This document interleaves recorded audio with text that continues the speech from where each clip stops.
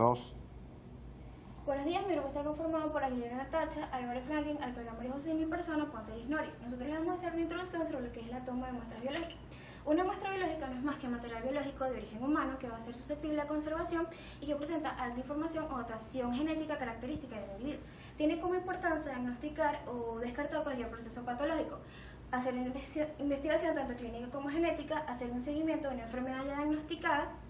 Entonces, cuando hablamos del área de extracción, sabemos que tiene que estar en cuanto a la entrada del laboratorio clínico y no requiere de un amplio espacio, sino que tenga medidas de 15 metros cuadrados, es decir, que sea una habitación consulta por si se requiere una consulta previa. Cuando hablamos de diseño mobiliario e instalaciones, sabemos que tiene que tener buena iluminación y buena ventilación y ser estéticamente agradable. Esto es un factor importante debido a que tiene que ser un ambiente relajado para que el paciente se sienta cómodo, sobre todo cuando se quiere diagnosticar enfermedades del tracto genital.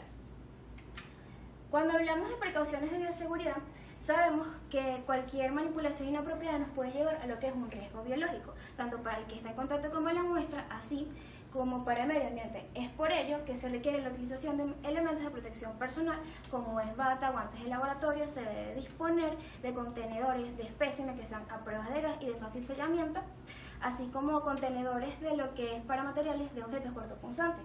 En caso de que ocurra un riesgo biológico, se tiene que seguir el protocolo de accidente de trabajo con riesgo biológico institucional, sabiendo que el área de extracción o toma de muestra tiene que tener una camilla, al igual que una encimaria de armario, que tienen que ser materiales de fácil limpieza e identificación, así como tiene que tener lo que es una mesa con 2 sillas que le permita al paciente lo que es la toma de muestra, así como tienen que tener instalaciones para corrientes eléctricas y corriente informática para lo que es la toma de datos. Cuando hablamos de recolección de muestras del personal, tanto el personal de enfermería como el licenciado tienen que tener información o conocimiento previo para una adecuada recolección, así como el personal que se encarga del transporte para mantener la muestra en condiciones de tiempo y características hasta llegar al área de análisis. Esto se tiene que tomar mucho en cuenta, que cada personal tenga su importancia a la hora de contribuir al objeto de calidad. Sabemos que muchas tomas de muestras requieren de personal médico que sea especializado de acuerdo al sitio anatómico. Por ejemplo, cuando se quiere extraer muestras de secreción ocular en caso de tracoma ocular, se requiere de un oftalmólogo que se encuentre en el laboratorio microbiológico, debido a que se requieren de un raspado de diferentes áreas de luceración con una espátula de Jurman. En caso de, por ejemplo, una afección como la conjuntivitis, puede ser realizado por un bioanalista. En caso de muestras de esputo y lavado bronquial volar, pueden ser realizadas por el mismo paciente. En caso de una punción transtraqueal, es realizado por un neumonólogo, y en caso de que se quiera estudiar afecciones como meningitis, tiene que ser realizado que el líquido cefalorraquídeo sea obtenido por el médico y la sangre por el bioanalista. Cuando hablamos de la técnica de asepsia y antisepsia de acuerdo al sitio anatómico, tenemos que tomar en cuenta que existe una diferencia entre ellas. La asepsia se basa en todo lo que es la eliminación de microorganismos en superficies o objetos inanimados, mientras que la antisepsia va a ser toda esa barrida en los seres vivos. Sabemos que cuando se quiere realizar una punción se tiene que hacer una limpieza con alcohol isopropílico al 70%, igual que el antiséptico. Para muestras de hemocultivo se va a requerir alcohol isopropílico al 70% con movimientos circulares, y se va a utilizar también yodopovidona al 10% durante 1 o 3 minutos. Cuando se requiere de un urocultivo, se necesita un lavado adecuado de los genitales. En el caso del hombre, tiene que retraer el prepucio para una adecuada limpieza. En el caso de secreción ocular, se requiere de una limpieza de los ojos. Se tiene que realizar con solución salina fisiológica de afuera hacia adentro. En el caso de cultivos de esputo, se tiene que enjuagar la boca con agua destilada o solución salina. Cuando hablamos de las condiciones generales que tiene que tener este paciente para la recolección, sabemos que generalmente el paciente tiene que estar en ayunas, no realizar ningún ejercicio vigoroso y generalmente no tener previo contacto con ningún medicamento o antibiótico. Existen algunas excepciones que van a ser específicas para dichas pruebas. Por ejemplo, en el caso del esputo se requiere que el paciente haya dormido en posición horizontal 3 horas. Esto favorece lo que es la expectoración simultánea. Cuando hablamos de secreciones vaginales, se tienen que abstener de relaciones sexuales 2 días antes, igual que las secreciones uretrales. En el caso de secreción vaginal, no requiere el uso ni de óvulos, ni de duchas, ni de cremas vaginales. En el caso de cultivo de hongos y cultivo de heridas, no utilizar medicamentos 3 días previos a la toma de muestra. En caso de cultivo de hongos de las uñas, no utilizar esmalte 3 días previos. En el caso de espermograma, abstenerse de relaciones sexuales 5 días previos y no utilizar preservativos para la toma de las mismas. Cuando hablamos de los materiales que se utilizan para la recolección, tenemos que la tecnología actual ha permitido el análisis de diferentes muestras de nuestro organismo. Es por ello que se van a requerir tanto materiales para la recolección que sean en común o específicos para cada tipo de muestra. En ejemplo, tenemos las muestras de sangre que se requieren, frascos de hemocultivo y tubos. Existen diferentes tubos en el laboratorio. Tenemos tubo tapa roja, que es utilizado para pruebas de química sanguínea como bilirrubina, urea y glicemia. El tubo tapa azul, que contiene citrato de sodio, que es utilizado para las pruebas de coagulación, es decir, PTT y PTT. Cuando hablamos del tapón o tubo tapa morada, que utiliza como anticoagulante ETA, se utiliza para pruebas de sangre total, hemoglobina, hematocrito y velocidad de sedimentación globular. Cuando hablamos del tracto respiratorio, es decir, todo exudado nasal que se encuentra en la cavidad orofaringea, exudado faríngeo y muestras de oído, se requieren hisopos de algodón con medio de transporte, Stuart Amis y sin medio de transporte para anaeróbico, espátula de platino y frasco estéril de boca ancha y hermético. Si son del tracto urinario, el recipiente de boca ancha con tapa de rosca hermético estéril, igual sea recogida de orina. Cuando hablamos de muestra como líquido cefalorraquídeo, se requieren tubos cónicos limpios estériles con tapón de rosca, al igual que otros líquidos biológicos como peritoneal, pericártico y pleural, sistema de transporte de líquidos para estudios anaeróbicos y frasco de hemocultivo. Cuando hablamos de muestra de piel y tejido blanco, al igual que las muestras anteriores. Cuando hablamos de tracto digestivo, los mismos recipientes estériles de boca ancha y tubos con tapón de rosca, igual que para muestras gastrointestinales. Para muestras de tracto genital femenino, el espéculo estéril, los hisopos de alginaldo, cálcico de Draco, en el caso del, si es el tracto genital masculino, hace siempre el platino. En el caso de biopsia, los mismos recipientes estériles con tapón de rosca. Entonces, un culturete es un dispositivo que permite mantener o multiplicarse a la bacteria, o sea, mantenerse viva sin multiplicarse y autoeliminarse. El medio de Stuart modificado se utiliza para el transporte de secreciones como exudado faríngeo, conjuntival, nasal y de heridas. Él permite mantener el pH durante el transporte. Cuando hablamos de medio de transporte Cari-Blair, se utiliza para el transporte de muestras fecales. Por ejemplo, este permite mantener lo que es la salmonela 49 días después de la recolección de las muestras. El medio de Amis es una modificación de los dos anteriores. Él lo que hace es cambiar el glicerol fosfato por un fosfato inorgánico y el azul de metileno por un carbón vegetal neutro farmacéutico. Cuando hablamos de las cajitas de recolección para muestras de esputo y muestras de orina, tienen que ser tapón de rosca opalescente, estériles y no deben de abrirse antes de la recolección de las muestras. Para muestras de esputo tienen que ser más pequeñas que las muestras de orina. Cuando hablamos de frascos de hemocultivo existen tres colores: amarillo para bacterias anaeróbicas, verde para bacterias microaerofílicas y rojo para bacterias aeróbicas.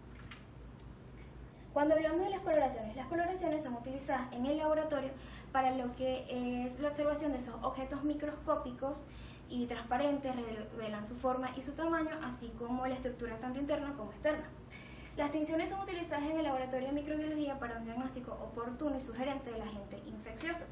Dentro de las coloraciones tenemos la tinción de Gren, que es una tinción diferencial porque utiliza dos colorantes y permite separar o agrupar las bacterias en gram positivas y en gram negativas, basada en las características de esa pared bacteriana que tienen afinidad por el colorante. Unas van a atraer o retener más complejo y otras simplemente no lo van a retener. Es por eso que las bacterias gram positivas, como retienen mayor complejo, cristal violeta yodado, se van a teñir de azul oscuro a morado, mientras que las gram negativas, que no retienen ese complejo, se van a teñir de rosa claro. Las muestras utilizadas son líquidos estériles, biopsias para cultivo, accesos, hisopados, entre otros. Tenemos la tinción de Gran, que se utiliza para la diferenciación de elementos celulares de la sangre. Ella es una tinción policromática porque permite teñir tanto componentes acidófilos como basófilos. Ella creó el denominado efecto Romanowsky por los diferentes colores que va a teñir la célula. Tanto los núcleos como los gránulos neutrofílicos se van a teñir de morado, mientras que el citoplasma se teñe de rosa. Las muestras útiles para este estudio van a ser frotis de sangre periférica y frotis de médula ósea. Esta tinción es utilizada en la búsqueda de plasmodium SVP y en micología el histoplasma capsulato. Cuando hablamos de la tinción de Siemens, ella es utilizada en el diagnóstico rutinario de la tuberculosis, pues ella permite clasificar en las bacterias si son resistentes a la decoloración ácido-alcohol como las que no son. Ella aprovecha lo que son las características de la composición bioquímica compleja que tiene esa pared bacteriana, que va a estar compuesta por ácido mesodiaminopimélico y el más importante, que es el ácido micólico. Entonces los bacilos ácido resistentes se van a teñir de un color rojo o fucsia y se utiliza para este tipo de coloraciones el líquido cefalorraquídeo, el líquido pleural, el líquido sinovial, entre otros. Cuando hablamos de la tinción negativa, originalmente ya fue utilizada microscopía de luz para permitir rodear y delimitar aquellas bacterias que no se podían teñir. Esto utiliza la tinta china como colorante y es un tipo de tinción que utiliza un fondo de muestra que va a ser oscuro y se utiliza para lo que es la detección del Cryptococcus neoformans. En este caso, la cápsula no se va a teñir y se va a ver como un halo claro y nítido en torno a una levadura redondeada. También tenemos la tinción azul de algodón de lactofenol, que permite detectar, a pesar de que no es una tinción diferencial, componentes fúngicos de diferentes estructuras. Cuando hablamos del cultivo de esputo para tuberculosis, sabemos que el cultivo de esputo permite detectar tanto bacterias y virus que se encuentran en los pulmones y vías respiratorias. El esputo es un tipo de mucosidad que es producida por los pulmones. No es lo mismo que un escupitajo de la saliva porque contiene células del sistema inmunológico que van a contrarrestar el efecto de esas bacterias o virus.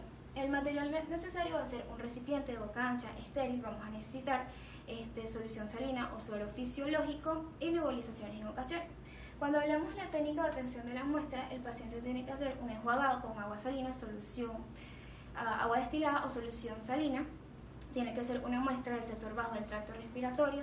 Se debe obtener por expectoración espontánea, es decir, tras un esfuerzo de tos. Además, en caso de que la expectoración no se dé simultáneamente, ella se tiene que inducir con nebulizaciones de solución o suero fisiológico que va a ser tibio, que van a ser 15 mililitros durante 10 minutos y se tiene que usar el uso de fisioterapia respiratoria. El volumen mínimo tiene que ser de 2 a 10 mililitros. Cuando hablamos del transporte y la conservación, se tiene que transportar inmediatamente al laboratorio en un periodo que no pase de las 2 horas.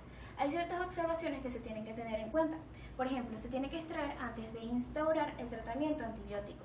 La expectoración debe rechazarse al menos que se obtenga un esputo que sea tenga lo suficientemente calidad, es decir, que se observe más de 25 leucocitos polimorfonucleares y menos de 10 células epiteliales por campo. Cuando esta muestra de esputo queda inevitablemente expuesta a temperatura ambiente por periodos de tiempo mayores a 48 horas, se tiene que agregar igual volumen de cloruro o bromuro de cetilpiridina, el 1% disuelto en una solución de cloruro de sodio al 2%. Se sabe que estos reactantes, después de esto, no se puede conservar la muestra o refrigerar porque ellos van a cristalizar y a su vez que cristalizan inhiben el desarrollo del bacilo de la tuberculosis y no protegen. Cuando hablamos de que inhiben el desarrollo del bacilo en medios líquidos, porque estos reactantes se han hecho estudios de que van a inhibir en medios líquidos. Se requiere de un laboratorio espacioso con un sistema de direccionamiento y purificación de aire. Nunca se debe agregar a las muestras fenol, formol o solución de formaldehído. El esputo puede ser de diferentes colores. Los más conocidos es cuando es amarillo oscuro verdoso, que indica una infección bacteriana como neumonía. Si es rosado indica un edema pulmonar y si es rojo indica embolia pulmonar. Cuando hablamos de la resistencia al bacilo a agentes descontaminantes es que en condiciones favorables el desarrollo del bacilo es que se va a dividir de 18 a 24 horas, mientras que otras bacterias que se encuentran en esa flora habitual por la que pasa el esputo por las vías respiratorias se van a dividir cada 15 a 60 minutos. Es por ello que tras obtener una muestra de esputo no se puede inocular directamente en el medio de cultivo porque lo que va a crecer es toda esa microbiota o flora habitual del cuerpo y el desarrollo a su vez del bacilo de la tuberculosis. Cuando hablamos de los nutrientes de los medios de cultivo es que pueden crecer utilizando glicerol como fuente de carbono y asparagina, iones de amonio como fuente de nitrógeno y micronutrientes. Un componente clave para el desarrollo del bacilo es la albúmina que se va a encontrar en los medios sólidos como el que es a base de huevo coagulado y también se encuentra en los medios líquidos. Los medios líquidos tienen una ventaja sobre esto porque permiten acortar el tiempo de 2 a 3 semanas en el desarrollo del bacilo de la tuberculosis, cosa que ocurre en el medio sólido, es decir, él empieza a mostrar el crecimiento de 2 a 3 semanas. Los cultivos deben incubarse de 35 a 37 grados centígrados e incubarse durante 6 a 8 semanas. Es decir, que los cultivos, si son negativos, se van a obtener de 30 a 60 días y si es un estudio de baciloscopia, durante 3 días hábiles. ¿Cuáles son algunas de las precauciones del cultivo de Mycobacterium en tuberculosis? Es que en caso de derrame, limpiar el exterior de los tubos con un algodón embebido de hipoclorito de sodio al 1%. Entre otras condiciones, tenemos que los hemocultivos, el diagnóstico de una bacteriemia en sangre se hace cuando se logra aislar el microorganismo en el cultivo de sangre del paciente enfermo. Cuando se hace la obtención de la muestra, se va a realizar antes de que el paciente llegue a lo que es el pico febril. Una venopunción una muestra de hemocultivo se va a tener mediante la venopunción, no se van a utilizar ni catéteres intravenosos ni intraarteriales. Cuando hablamos de la asepsia de la piel, el principal problema para poder hacer una identificación de un hemocultivo es por toda esa contaminación de la microbiota cutánea. ¿Sí? Entonces se tiene que realizar una adecuada asepsia, es decir, que se tiene que agregar alcohol isopropílico al 70%. Sobre la piel se tiene que dar movimientos circulares y se agrega yodopovidona al 10% durante 1 a 3 minutos. Microorganismos contaminantes como el Staphylococcus coagulasa negativa y el Bacillus spp, siempre y cuando no estén en más de una muestra por extracción. En cuanto a la extracción de la muestra de sangre, se tiene que realizar una asepsia con un antiséptico en el tubo de tapón de rosca del hemocultivo y luego se procede a la extracción de sangre. Primero se inocula el frasco para bacterias anaeróbicas y luego el frasco para bacterias aeróbicas. El número intervalo de extracción tiene que ser alrededor de 2 a 3 extracciones que permiten un diagnóstico del 95% de la bacteriemia. En casos de que el paciente presente endocarditis con prótesis, se necesita más de una extracción. Cuando hablamos del volumen de dilución de la sangre, el volumen recomendado para adultos tiene que ser de 10 mililitros, en diferencia de los neonatos o niños, que generalmente se recomiendan volúmenes inferiores porque son resultados que suelen positivizarse más rápido en los cultivos. La dilución final recomendada es de unos 5 a unos 10 porque ya permite neutralizar sus propiedades bactericidas. Cuando hablamos de transporte de hemocultivo al laboratorio, se tiene que realizar inmediatamente. En caso de que no, se tiene que incubar en una estufa de 35 o 37 grados centígrados por periodos que no sean mayores a 18 horas. En caso de que sean mayores a 18 horas, se tienen que realizar sus cultivos. Cuando hablamos de que se tiene que realizar una inspección inicial, es que ellos estén íntegros, sin roturas o fisuras. Es muy difícil rechazar una muestra por hemocultivo debido a la importancia que tiene en el laboratorio clínico. La única forma de rechazarla es que estén o mal identificados los frascos para bacterias aeróbicas como anaeróbicas o que el frasco esté roto. Cuando hablamos de los métodos, pueden ser por método convencional. Por un hemocultivo positivo se tiene que hacer tinción de Gram y subcultivo, y un cultivo negativo se dice que es estéril a los tantos días de incubación. Cuando hablamos de la brucelosis es una afección que se requiere del género Brucella spp, que es un bacilo gram negativo. Ellas se adquieren mediante contacto directo con secreciones o excreciones de animal contaminado mediante el consumo de carne que no esté lo suficientemente cocida o lácteos o leche cruda, es decir, sin pasteurizar. Cuando hablamos del diagnóstico se utiliza como muestras hemocultivo, también puede ser un cultivo de médula ósea como el líquido cefalorraquídeo. Cuando hablamos de los cultivos se utiliza el cultivo de castañeda o frasco de hemocultivo con medio bifásico. La ventaja de esto es que ellos permiten resembrar la muestra líquida sobre la fase sólida sin necesidad de lo que es abrir o pinchar el frasco. Se realiza una lectura diariamente y la bacteria se detecta generalmente entre 4 y 7 días. Generalmente se requiere que se deje incubar 25 días después para poder negativizar un cultivo.